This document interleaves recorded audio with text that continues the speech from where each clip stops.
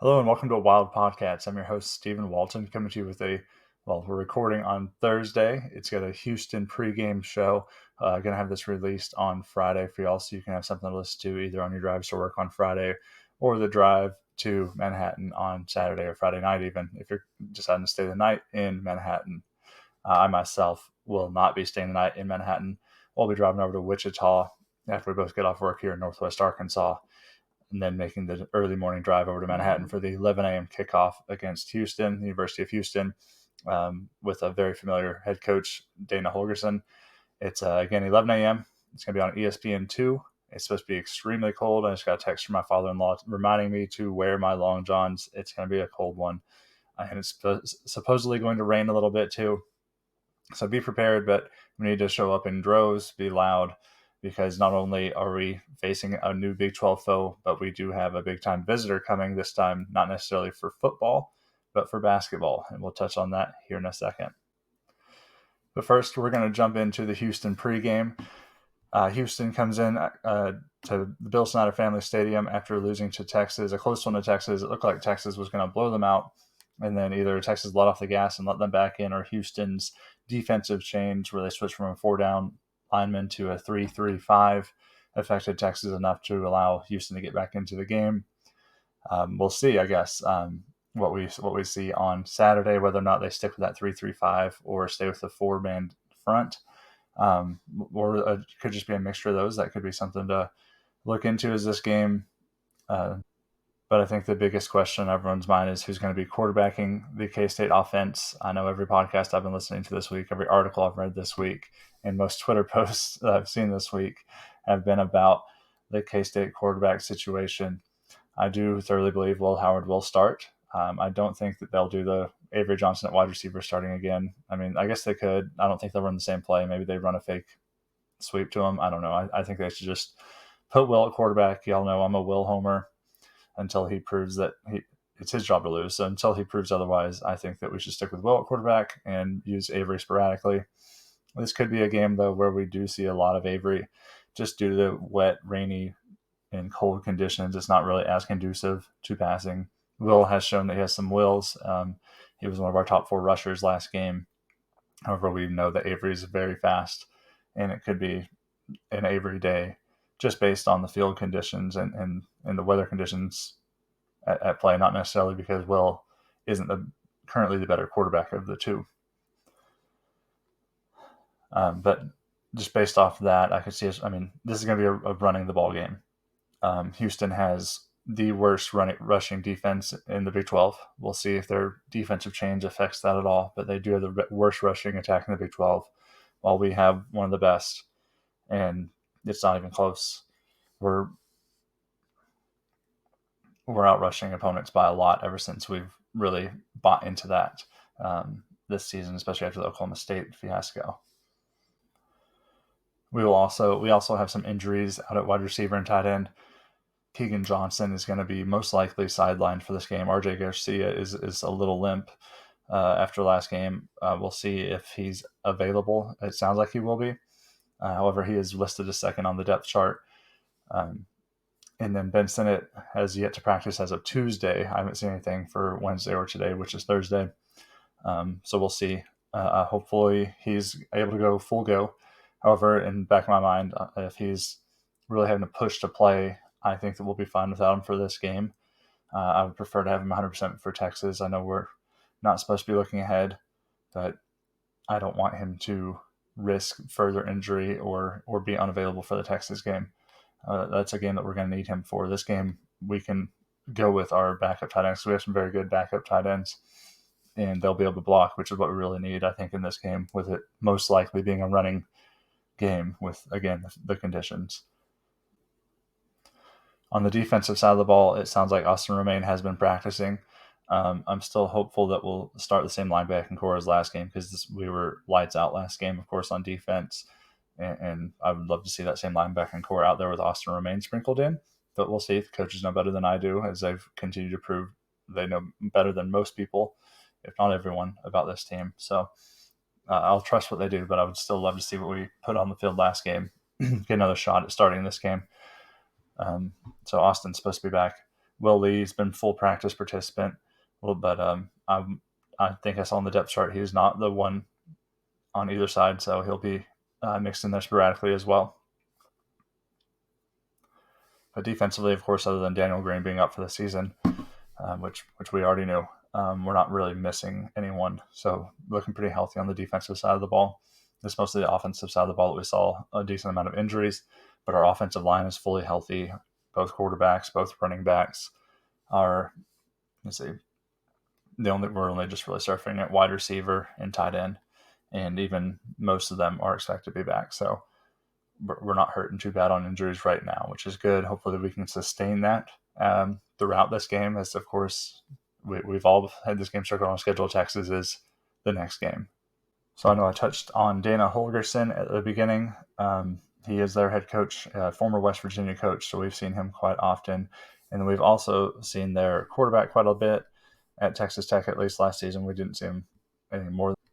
But their quarterback, Donovan Smith, he was the starting quarterback for some of the season at Tech last year. We did see them knock off Texas last year with him, and of course we saw it almost happen again this year. He is second in the Big 12 in passing yards this season. He has done a decent job of taking care of the ball this year with only 4 interceptions, and he's also rather athletic. So he's their game changer. He's someone to look out for on this team. No running backs of note to look out for on this team, as they only ran the ball for 14 yards against Texas and are last in the Big 12 in rushing. So this is a full-on passing attack, which is what we came to expect from Dana Holgerson. They do have a sophomore wide receiver by the name of Samuel Brown. He leads the Big 12 in both catches and receiving yards, and he has 3 games of 100 yards or more. So he's going to be Donovan Smith's main target this game, but he also has another good target, Matthew Golden. He's another sophomore. He's second in the conference in receiving touchdowns. And he's also their kick return specialist. He's got 2 of them already on the year. Jumping over the defensive side of the ball, they do have a really good linebacker, Malik Robinson. He's the leading tackler for them this season with 55 tackles. He's out of Georgia. He only has 1 tackle for a loss, but he flies all over the field, racking up those tackles. And then they also have a transfer out of New Mexico, AJ Halsey. He's a defensive back. He's second on the team with 50 tackles. And he had a high of 15 tackles this year against West Virginia. After looking at what we have to offer here for the Houston game, what is offered up on Go PowerCat on 3, what I've seen on Twitter from several of the follows. DY, Derek Young, is always a great follow on there, and KSU Fan has some great stats. I think that K-State's going to walk away with this one 31-14.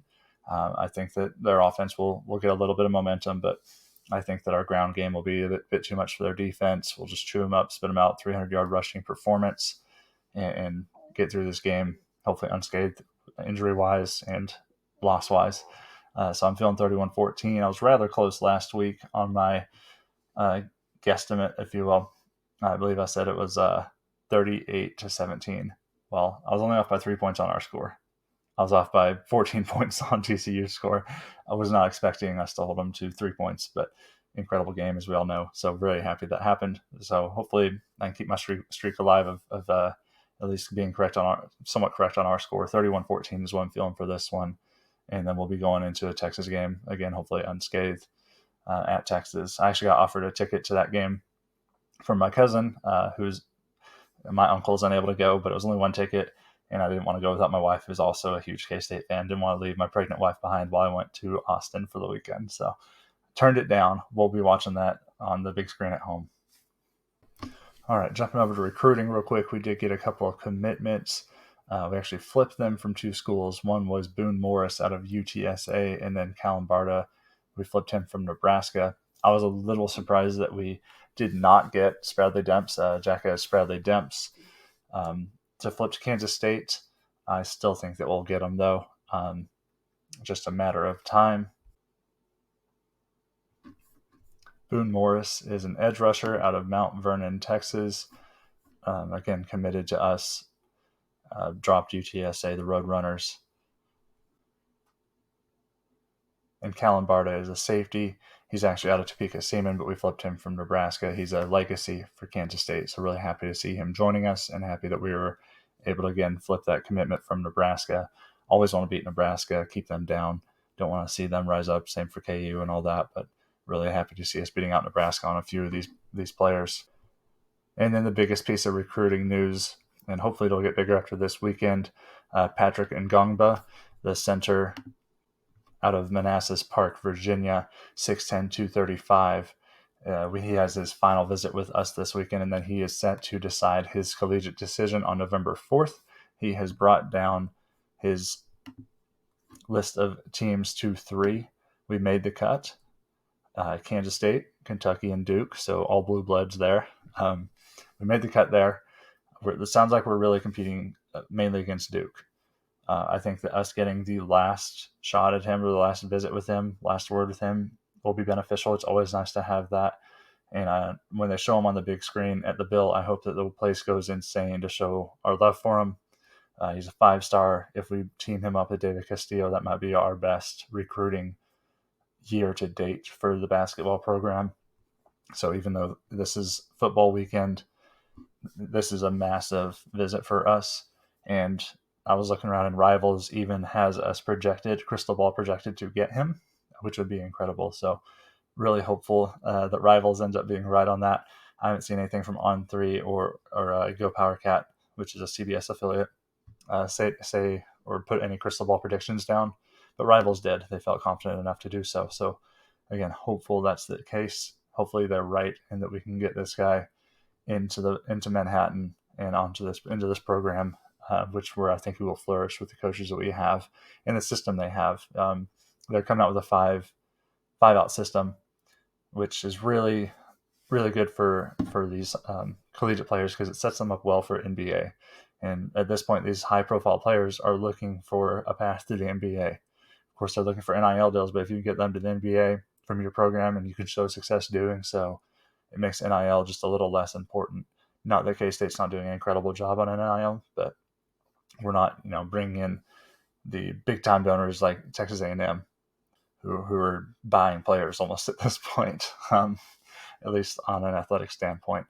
But with that being said, I think that we have a really good shot at getting this player, and I just hope that he really enjoys his visit to Manhattan. Hopefully the weather isn't too bad for him. Thankfully he's from Virginia, not necessarily from the South. I know Virginia is kind of on that border, but he's at least used to some colder weather, some rainy weather, and so hopefully that doesn't throw him too much, and we're able to show off our facilities, show off our fans, show off our player camaraderie, and of course our amazing coaches that we have there with the basketball program, and just show him as much support as possible while he's on this visit.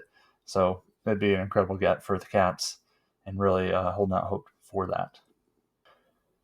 All right, well, like I said, I'm releasing this Friday, recording it Thursday. If there's any more updates, such as like players out, or any recruiting updates or anything like that, follow me on X or Twitter, whatever you want to call it. It's Wild Podcats, at Wild Podcats.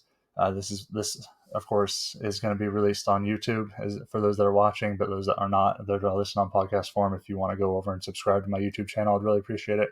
Please subscribe on whatever streaming platform you listen to this on, and of course follow on Twitter, and leave some good reviews on those podcasting and YouTube platforms for me. Really appreciate it. We're trying to grow this to be something special, and go Cats. Really looking forward to this weekend. Not looking forward to the drives in the cold weather, but it'll be worth it with a K-State victory, and especially even more worth it with a Patrick Ngongba signing on November 4th. So one more time, go Cats. Have a safe drive down to the Bill. Talk to y'all later.